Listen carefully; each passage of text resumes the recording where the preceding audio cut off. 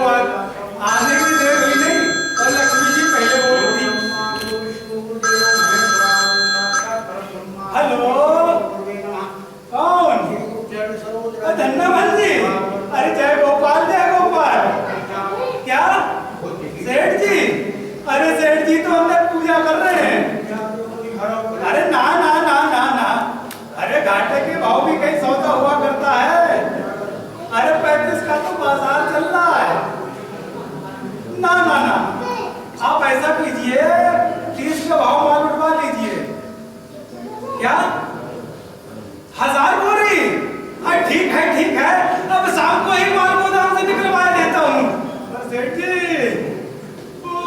मेरे कमीशन का ध्यान रखिएगा।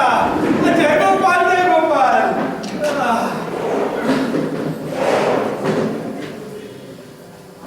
राम जी जी किसका टेलीफोन था? वो धन्यवाद जी का था। धन्यवाद का? हाँ। तू क्या कह रहा था? वो 1000 बोरी को कह रहे थे। 1000 बोरी को? हाँ। तो वही था। तो तुमने क्या भाव लगाया? भाव 29 का लगा दिया सेठ जी। 29 का? वही बात राम जी, भाई तुमको मैं बात हूँ, मुझसे भी 4 गुना आगे निकल गए हो। अरे साहब आप ही कह रहे थे सेठ तो जी। बिल्कुल ठीक कहते हो। अच्छा मैं चलता हूँ, आज एक मोटा बकरा फंसना है, कोई 4-5 करोड़ का मामला है। सेठ जी रोक दिया ना। मैंने कितनी बार तुम्हें समझाया राम जी कि जब मैं धंधे पर निकला करूं तो तुम मुझे टोका मत करो। हाँ बोलो, क्या कहना चाहते हो? मंदा के बारे में क्या सोचा? अरे मंदा कोई धंधा थोड़ी, सुबह शाम को उसके बारे में भी सोचता रहूं। मैं अपनी मंदा बिटिया की शादी की बात कर रहा था। ओ मंदा बिटिया की शादी की बात कर रहे थे? अरे वो रायपुर वाले सेठ दीनानाथ जी है ना? कौन सा? वही हमारे मित्र, जिनसे अक्सर फोन पर हमारी बातचीत हुआ करती है। अरे आजकल चिट्ठी पर चिट्ठी लिखे जा रहे हैं। सुना है उनका लड़का हो रहा है, काबिल है, खूबसूरत है, हर प्रकार से योग्य है। सेठ जी आपने लड़के को देखा है क्या? नहीं, लड़के को मैंने देखा तो नहीं है, लेकिन जैसा कि सेठ दीनानाथ जी की चिट्ठी आई है उसमें लिखा है कि लड़के का नाम बड़े कुमार है और बस लड़का 2-4 दिन में यहाँ आने ही वाला है। और हाँ, जैसे ही लड़का यहाँ पर आएगा सबने बड़े बात पक्की कर देगा। और हाँ एक बात और, शादी के मार्केट में ऐसे लौटे रोज रोज थोड़ी मिला करते हैं। अच्छा मुझे देरी हो रही, मैं चलता हूँ, बाकी बातें तुमसे बाद में लौट कर करूँगा। बाकी बातें तुमसे लौट के बाद में करूंगा। अरे बाप का माल समझ रखा है क्या?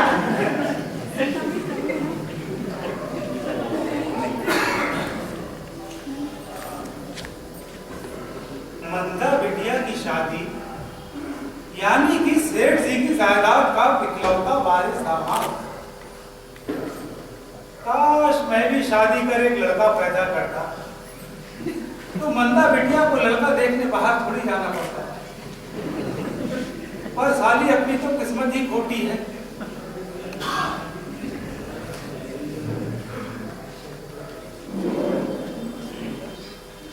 जी नमस्ते।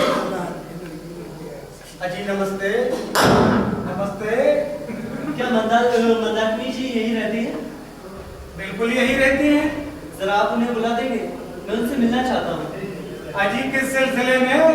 जी जरूरी काम था। अरे तो हमसे कहिए, शायद हम तुम्हारी कोई मदद कर सके। देखिए मेरा नाम मुकेश चंद्र है, मैं एक गरीब चित्रकार हूँ। मैंने सुना है मंदाकिनी जी आर्ट की बहुत बड़ी कदरदान है। मैं चाहता हूँ वो मेरी 2-4 पेंटिंग से खरीदे। दरअसल मेरी माँ बहुत बीमार है और मेरे पास दवा के लिए पैसे भी नहीं है। तुम्हारी माँ बीमार है? जी बहुत सख्त बीमार है। अगर शाम तक मैं उन्हें डॉक्टर के पास ना ले जा सका तो शायद फिर कभी। घबराओ नहीं, सब ठीक हो जाएगा।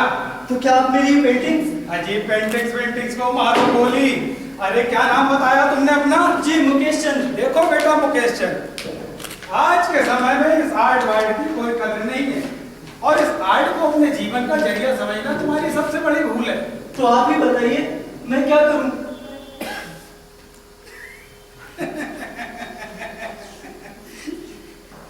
ये लो। अरे नहीं, रख लो, काम में आएंगे। आपका ये एहसान मैं जिंदगी भर नहीं भूलूंगा। अजी मियाँ, एहसान वहसान को भी मारो गोली। ये पैसे मैं तुम्हें मुफ्त में नहीं दे रहा। इस पैसे के बदले में तुम्हें मेरा एक काम करना होगा। अरे आप जो कहेंगे मैं सब करने को तैयार हूँ। आप नहीं जानते, आपने मेरी माँ को एक नई जिंदगी दी है। हाजी आप जो कहेंगे मैं करूँगा। इधर आओ। तुम्हें मलय कुमार बनना होगा। मलय कुमार? हाँ, रायपुर वाले सेठ दीनानाथ का इकलौता बेटा मलय कुमार। जी मैं कुछ समझा नहीं। अरे तुम्हें कुछ समझने की जरूरत नहीं। अरे भाई जैसा जैसा तुमसे मैं कहता जाऊं तुम वैसा वैसा करते जाओ। तुम्हें तो केवल इतना याद रखना है कि थोड़ी देर के बाद इस घर में प्रवेश करना है। हाथ में एक बेहतरीन सा बैग लेकर सिगरेट फूंकते हुए तुम मंदा बिटिया को देखने आए हो। पर इससे क्या होगा? अरे भाई इससे तुम्हारी मंदा से शादी होगी। अरे मंदाकिनी जी जैसी इतनी अमीर घर की लड़की भला मुझ जैसे गरीब चित्रकार से क्यों शादी करेगी? अरे भोली सूरत के वो तुझसे शादी नहीं करेंगी। तो फिर वो रायपुर वाले सेठ दीनानाथ के इकलौते बेटे मलय कुमार से शादी करेंगी। अच्छा तो मुझे मलय कुमार बनना होगा। करेक्ट जी मैं समझ गया। करेक्ट। अब तुम भूल जाओ कि तुम एक गरीब चित्रकार मुकेश चंद हो। तुम्हें सुबह इतना याद रखना है कि थोड़ी देर के बाद इस घर में प्रवेश करना है। हाथ में एक नया सा चमचमाता हुआ बैग लेकर सिगरेट फूंकते हुए। ठीक है। पर हाँ, मंदा बिटिया से शादी होते ही सेठ जी की जायदाद का 50% मेरा। अरे मंदाकिनी जी जैसी इतनी खूबसूरत लड़की से मेरी शादी हो जाए तो सारी जायदाद आप ही रख लीजिएगा, मुझे उसकी कोई परवाह नहीं। मानता हूँ बेटा, तुम इस मामले में अवश्य ही खरे उतरोगे। जी जरूर। अच्छा और बताइए मुझे क्या क्या करना होगा? लगता है कोई आ रहा है। बाकी की बातें मैं तुम्हें बागीचे में चल के बताता हूँ। आओ मेरे साथ। अरे अरे उधर कहाँ भागे जा रहे हो? तो पूरा मामला बंटा धार कर दोगे।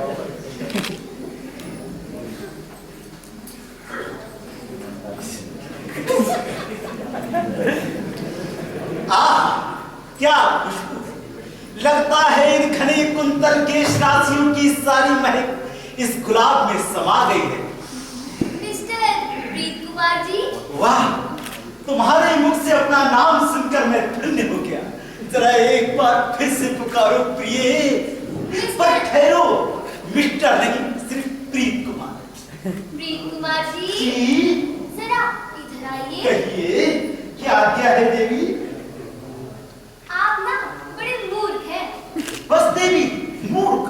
देवी यदि तुम मुझे पागल कह देती तो मैं भी मजनू, रांझा और महिवाल की पंक्ति में खड़ा हो जाता। अरे वे सब भी तो अपनी प्रेमिका के लिए पागल हो गए थे। तो आप मेरे प्रेम में पागल हो गए हैं। 100% पागल हो गया हूँ मंदा देवी। तो आप अपना इलाज किसी डॉक्टर से क्यों नहीं कराते? इस पागलपन का इलाज सिर्फ तुम कर सकती हो। इसीलिए मैंने लिखा है कि मेरे पागल होने की गली गली है चर्चा। मेरे पागल होने की गली गली है चर्चा। हर कोई तेरे ही नाम को पूछता है। ये पत्ती आपने कहाँ से चुराई है? क्या कहती हो मंदा रानी? तुमने अभी मेरे कवित्व को पहचाना नहीं है। अरे ये पंक्तियां तो मेरी तुच्छ रचना में से हैं। आपने लिखी है? जी। वाह कमाल कर लिखते हैं आप तो। मुझे तो पता ही नहीं था। तुम्हारे लिए फूल लाया था, देना ही भूल गया देवी। लो स्वीकारो। उजड़े चमन से रस के शबाब ले आया हूं। उजड़े चमन से रस के शबाब ले आया हूं। सीजन नहीं इसलिए प्लास्टिक का गुलाब ले आया हूं। जी जरा इधर आइए। कहिए। आपने मेरे नए सैंडल देखे हैं? सैंडल? हाँ अति सुंदर। तुम्हारे इन चरणों में इनको पहनकर इनकी शोभा चौगनी बढ़ जाती होगी देवी। तो आपके सर पे कैसे लगेगी ये? सिर पे? वाह अति सुंदर। क्या उच्च विचार है देवी तुम्हारी। जो देवताओं के सिर पर पुष्प सुशोभित होते हैं, जो आधुनिक प्रेमियों कमुकड़ियों कमलांगनियों के सैंडल भी तो होते हैं। इसीलिए मैंने लिखा है कि तुमसे प्यार जताकर कहां जा सकता हूं मैं। वक्त आने पर सैंडल भी खा सकता हूं। उसमें कीला और नादा हूं और सच पूछो तो गिनकर भी बतला सकता हूं। तो आप इस दावे में खरे तो उतरेंगे ना प्रीत कुमार जी? समय आने पर इस दावे को हकीकत में बदल सकता हूं मंदा रानी। खानदानी आशिक हूं। शायद तुम्हें पता नहीं है कि मेरे पिता ने भी मेरी मां से प्रेम किया था। अच्छा तो शादी हो गई उनकी? जी शादी तो होनी ही थी। मेरे पिता ने मेरी माँ के पिता के घर के सामने अर्थात अपने ससुर के घर के सामने आमरण अनशन शुरू कर दिया। आमरण अनशन? हाँ, मतलब? शुद्ध अहिंसक नीति, 100% गांधीवाद। 7 दिनों के अंदर उनके ससुराल वाले शादी का निमंत्रण कार्ड छपाकर हाजिर हुए थे। अच्छा, तो इसका मतलब तो ये हुआ कि अगर मैं आपसे शादी नहीं करूंगी तो आप भी आमरण अनशन करेंगे? नहीं नहीं मंदा देवी, मैं शादी नहीं सिर्फ प्रेम करना चाहता हूँ। प्रेम हमारे जीवन की रोमांचकारी घटना है और शादी उसका दुखद अंग है। तो आप इसीलिए मैंने लिखा है कि प्रेम ही तो जीवन है, प्रेम ही सुख सोए, और शादी में दुख बहुत है, ब्याह न करियो कोई। शादी नहीं करेंगे, सिर्फ प्रेम करना चाहते हाँ हैं। मंदा देवी, ये तुम्हारी सावली सलोनी मूर्तियों को अपने मन मंदिर में रखकर मैं उसकी पूजा करना चाहता हूँ। तो फूल बागीचे में से तोड़ लेना। ना ना ना मंदा देवी, इस पूजा में पुष्प नहीं चढ़ाए जाते। प्रेमी का प्रेमोपहार कवि हृदय का प्यार है। अरे पुष्प उस पर क्या चढ़, उस पर ये दिल निसार। अरे तू आ गई मंदा बेटी, जी चाचा जी। और तुम भी यहाँ जमे हुए हो। जहाँ दीपशिखा होगी वहाँ प्रकाश होगा, जहाँ कविता होगी वहाँ कवि होगा, जहाँ राहें होंगी वहाँ पत्थर होगा। अरे मैं कहता हूँ अपने उपनामों की लिस्टों को बचा के रखो आगे की कविताएं लिखने के लिए। आप समझते नहीं है राम जी चाचा, अरे कविता तो मानवीय भावनाओं का कोमल अंग है। अरे तेरी कविता तो गिट्टी से भी ज्यादा तंग है। अरे मैं कहता हूँ यहाँ इस मोहल्ले में इतने घर है, तू यहाँ क्यों चला आता है? प्रेम मंच पर बैठकर बता प्रेम का सार, और प्रेमी जन तो समझ गए, समझे नहीं गवार। मिस्टर प्रीत कुमार जी, जरा इधर आइए। कहिए कहिए राम जी चाचा।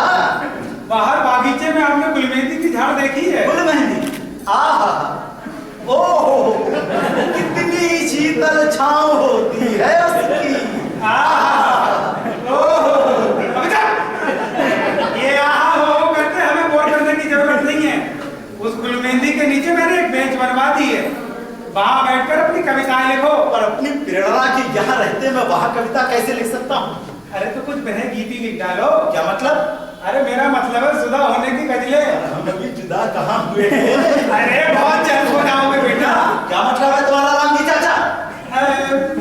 मेरा मतलब है आखिर हमें भी तो पता लगे कि तुम कुछ लिख सकते हो ताजा या नहीं। ये बात है। हाँ ये बात है। बिल्कुल यही बात तब है। तो मैं अभी जाता हूँ और 1 दर्जन कविताएं लिखकर फिर उपस्थित होता हूँ। मंदा, मैं तेरे प्यार में अंधा।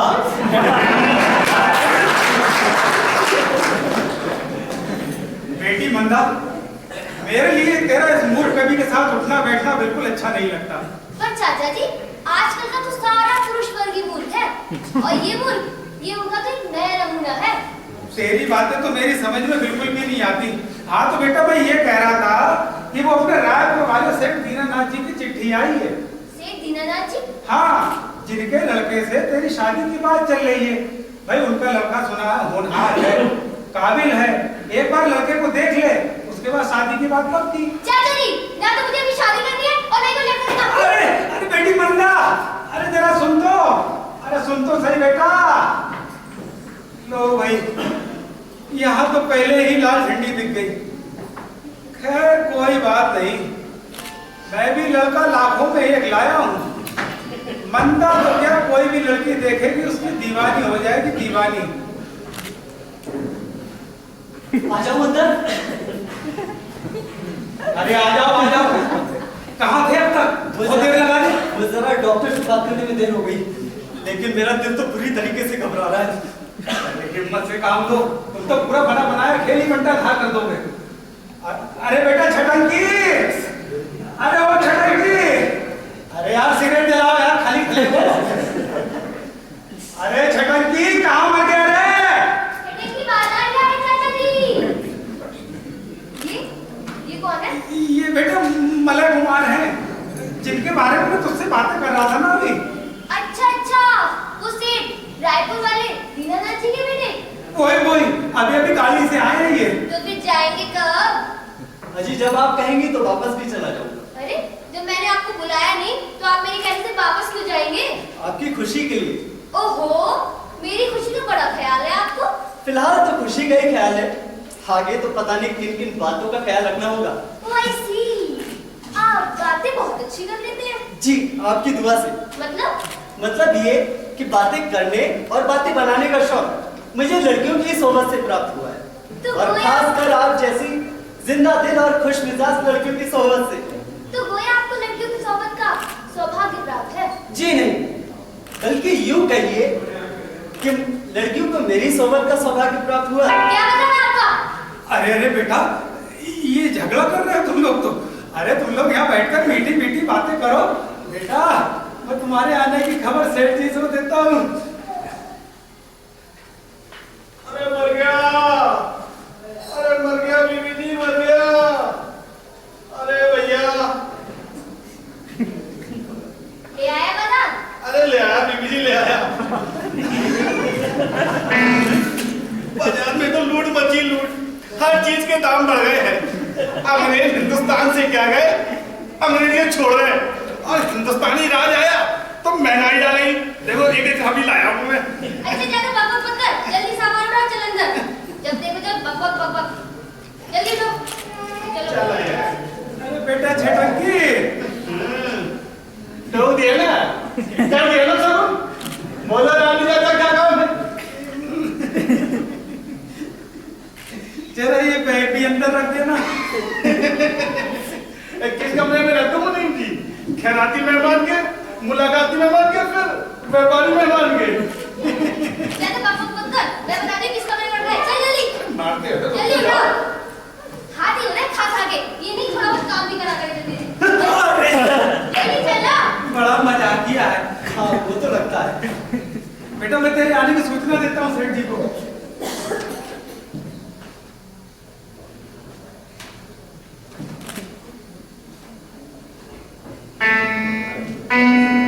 हेलो, कौन? सेठ जी?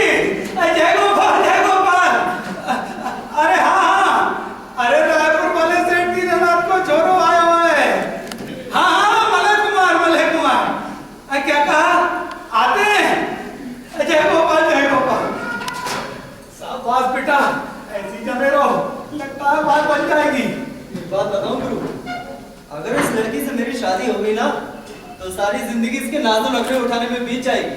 अरे वाह बेटा मुकेश चंद, तुम तो इसके रूप के बहुत दीवाने थे ना। अरे उस रूप का दीवाना था जिसके बारे में लोगों के मुंह से सुना था, पर इस रूप को देखकर मेरे तो होश ही उड़ गए। अरे यार हिम्मत से काम लो यार, तुम तो पूरा बना बनाया खेल ही बिगाड़ दोगे। हैं? लगता है कोई आ रहा है। हेलो मणि कुमार। अरे सेठ जी, कौन आ? अरे बेटा, यहाँ पे हाथ पैर टूट जाएंगे, फूट फाट जाओगे। अरे बेटा, तुमने बड़ी तकलीफ उठाई। अगर तुम मुझे टेलीफोन कर देते तो अपनी कार लेकर स्टेशन पर आ गया होता। कम से कम तुम्हें परेशानी तो नहीं उठानी पड़ती। क्या था ना सेठ जी, हाँ। कि जल्दबाजी में आना हो गया, इसलिए फोन नहीं कर अरे पाया। कोई बात नहीं बेटा, परिवार में ऐसा हो जाया करता है। अरे राम जी, अरे तुम यहाँ खड़े खड़े क्या कर रहे हो? अरे देखते नहीं घर में मेहमान आ गया है, जाकर के सारी व्यवस्था दुरुस्त करो। हाँ जाओ जाओ जाओ। अरे बेटा तुम खड़े क्यों? अब बैठो बैठो। अरे बाहर नहीं, यहाँ मेरे पास। अरे राम जी, फिर यहाँ खड़े हुए हो? अरे हमारी इज्जत आबरू का सवाल है, जाओ जाकर प्रबंध करो। हाँ तो बेटा काफी बदल गए हो। आपने छुट्टन में तुम्हें एक बार देखा था, तब ना तुम वो शर्मीले थे। तो बेटा ये बताओ, ऐसे घर में मोनू का क्या हाल है? मोनू? मोनू, ये मोनू कौन है? मोनू। अच्छा, समझ गए। अरे सेठ जी, मोनू तो बहुत शरारती हो गया है। और शरारती हो गया? बहुत ज्यादा। अच्छा। पता है, आजकल तो स्कूल भी जाने लगा है। हाँ। स्कूल जाता है? हाँ। तो क्या कुत्ता भी तो स्कूल जाता है? क्या है ना सेठ जी, हमारे शहर में एक कुत्तों की ट्रेनिंग का स्कूल खुल गया है। अच्छा, कुत्तों की ट्रेनिंग का स्कूल खुला है? हाँ, और हमने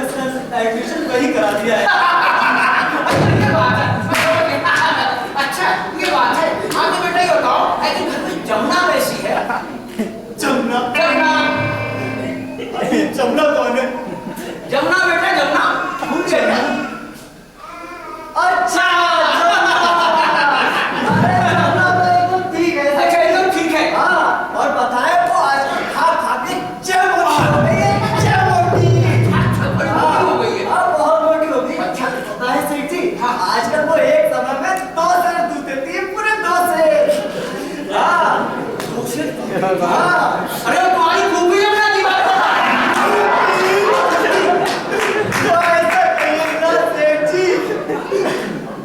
वो क्या है ना सेठ जी, हमने एक नई भैंस पाली है। अच्छा, नई भैंस पाली है। और उसका नाम भी हमने चमनई रखा। ये बात है, मैं समझ गया। अरे राम जी, सारी व्यवस्था दुरुस्त हो गई है। हाँ सब कुछ तैयार है। बेटा तुम सफर से थक कर के आए होगे, फ्रेश होकर के हाथ धो करके अपना चाय नाश्ता कर लो जाके। आप भी करेंगे? हम तो बेटा करते ही रहते, तुम कर लो जाके। भाई राम जी, अरे लड़का इधर आओ, लड़का तो मुझे बेहद पसंद है। अरे बहुत पसंद है। अरे सेठ जी कैसी बातें कर रहे हैं, एकदम 24 कैरेट का खरा सोना है। बिल्कुल ठीक है। अरे लेकिन राम जी, तुम यहाँ क्यों खड़े हुए हो? मेरी शक्ल देख रहे हो? अरे जाकर के देखो, हमारी इज्जत का सवाल है। मेहमान को लड़का बहुत शर्मिला है, मेहमान को भी तकलीफ नहीं होनी चाहिए। जाओ। और इसी तरह जिंदगी वीरान हुई जाती है। ओ, नमस्ते चाचा जी। नमस्ते कहिए कविराज जी, आज सुबह इधर कैसे निकल गया? सवेरे क्यों? मैं तो इधर मंदा के साथ न जाने कब से आया हुआ। न जाने कब से आया? हाँ, अरे उधर बागीचे में बैठा कुछ विरह गीत लिख रहा। विरह गीत लिख रहा? हाँ, क्या तुलना जमाई है। आप सुनिएगा तो सुनते रह जाइएगा। मेरे मन का ताला। बस बंद करो अपनी कविता। अरे मुझे नहीं सुननी तुम्हारी कविता सबका।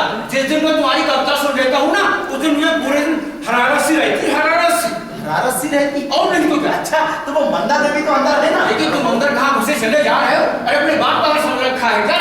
जरा भेज दीजिए। जरा भेज दीजिएगा। ना जाने कहाँ से मरने को चले आप।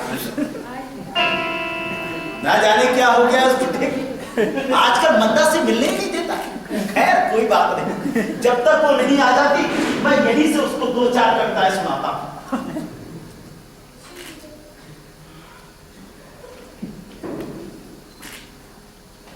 मेरे मन का ताला।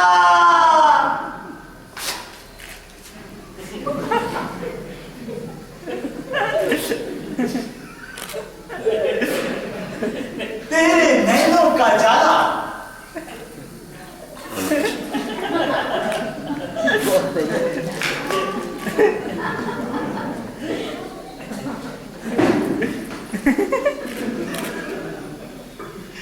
तेरा मन मत वाला और मेरा रूप निराला। अरे तू है छलकती हाला और चक्कर में पी डाला, पर प्यास न बुझने वाला। अरे ये क्या है? मेरा तोपू है, तोपू। हाँ, अरे कौन हो तुम यार? तुम बता, तुम कौन है? मैं? ये बाजा कौन बजा रहा था? मैं नहीं, ये बजा रहा था। ये बजा रहा था? हाँ।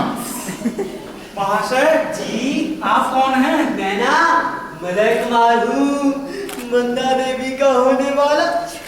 शर्म आती है। मलय कुमार हूँ, पर यहाँ कैसे? मेरा मतलब है भाई, आने की कोई सूचना नहीं दी, इस होटल में ठहरोगे? होटल में क्यों? डैडी ने कहा है ना कि छेठ जी के घर पे रुकना है, और डैडी ने ना ये छेठ जी की ना चिट्ठी भी दी है। चिट्ठी भी दी है? हाँ। सेठ जी के घर रुकना है? अरे, लगता है ये तो पूरा मामला ही बट्टाधार हो गया।